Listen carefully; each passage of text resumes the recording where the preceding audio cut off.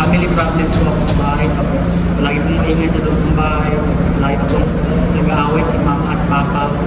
Kaya siguro hindi po ako makafocus sa exam ko po.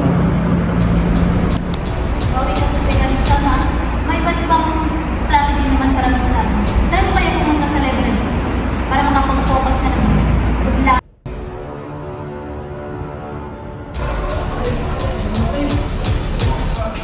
Alin mo, mahirap sa lasing. Uwi ang bahay. Tama naman yung asawa ko. Nawala si Ben. Kaya ako nagnanakaw. So wala kaming pera eh. Alam ko sitwasyon mo. Ay! Buhay! Wala tayo, pre. Ito na ako. Masalit. Hay nako, saan yung asawa ko palagi na lasing, walang silbi. Saan ka galing? Bakit? Walang makakain dito sa bahay. Ino. Palagi ka na Nakalapat ko lasing. ako. Wala si Ben. Wala kang silbi. Kaya ako kasama ko, pagkada ko. Mabigat ka lang sa kabila dito. Ikaw rin. Ulam. Ino ko. Ma, Ikaw rin. Wala ka si Ben. Payat-payat na. ma, pa. Kaya, away, ba kayo? Hanggang kailan ba matatapos ang pag-aaway niyo? Oh, pati yung study ko na-apektuhan na. Hindi ko na alam kung ano gagawin ko. Yung papa ko. Aral ka nangangaral ng Panginoon. Silbi dito. Wala ka naghihilo. Wala si Ben. Dapat pala tumigil na lang ako mag-aaral kung yan ang pala yung sumbat sa akin.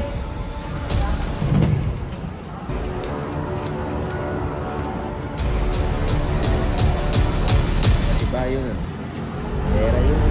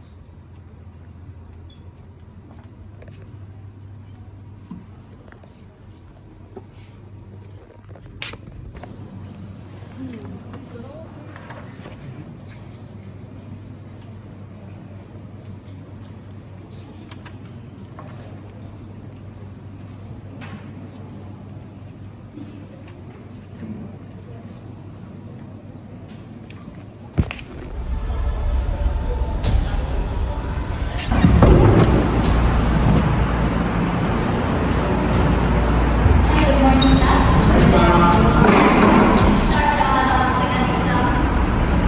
Please read the instruction and take one notes.